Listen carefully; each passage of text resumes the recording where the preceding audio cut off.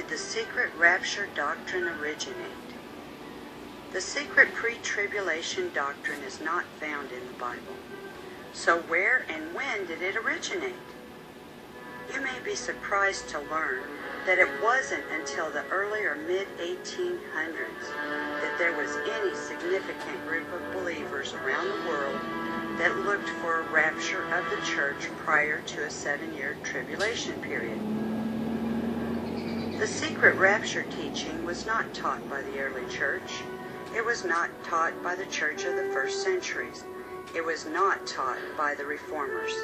It was not taught by anyone except a couple of Roman Catholic theologians until about the year 1830. Its origins. The Roman Catholic Church had to come up with a view of prophecy to counter the historic view of prophecy that the reformers had used to identify the Church of Rome, the little horn of Daniel, chapter 7, the mouth of Revelation in chapter 13, and the harlot of Revelation in chapter 17. This new scheme of prophetic interpretation became known as Futurism.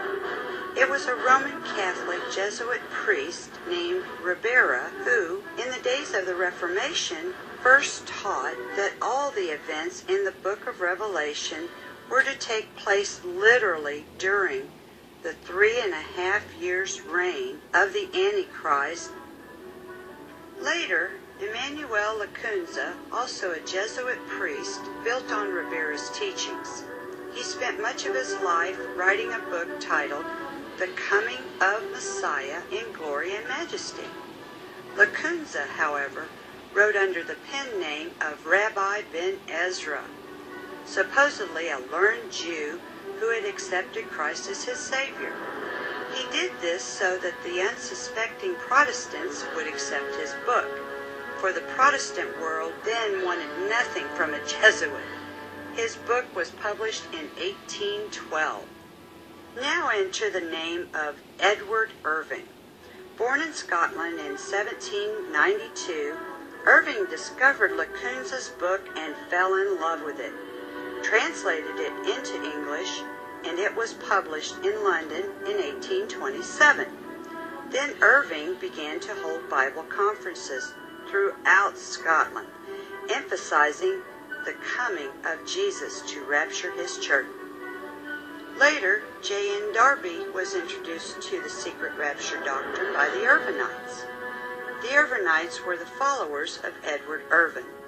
They also introduced to him the famous book by Rabbi Ben Ezra, which is, if you recall, the pen name for the Jesuit priest Emmanuel Lacunza. Darby was himself a prolific writer, and from that time a constant stream of propaganda came from his pen. His writings on biblical subjects number over 30 volumes of 600 pages each. Darby developed and organized Futurism into a system of prophetic teachings called dispensationalism. The secret rapture teaching was introduced into the United States and Canada between the 1840s and 1870s. A Congregationalist preacher by the name of C.I. Scofield came under the influence of Darby and the Plymouth Brethren. Scofield became a strong promoter of the teaching that had been promulgated by Darby, whom he considered, quote, the most profound Bible student of modern times, unquote. Scofield incorporated this teaching into his Scofield Reference Bible. 3 million copies were published in the first 50 years. Through this Bible, Scofield shrewdly carried the teaching of the secret rapture into the very heart of evangelism. Many of your modern Baptist pastors rely heavily upon Scofield. There is one final link in the chain of development and spread of the rapture theory that should be mentioned in passing. Scofield and Darby influenced D.L. Moody. Moody was influential in the early Pentecostal movement. How, you may ask? The Assemblies of God are today by far the largest Pentecostal denomination in the world. In 1914, they ordered their Sunday school and study materials from the Moody Press. So the Assemblies of God believed what the Moody Bible Institute taught, which included the secret rapture. And so it is today. Great numbers of churches have discarded the historic teaching of the church concerning prophecy and have replaced it with a concept invented merely to deceive.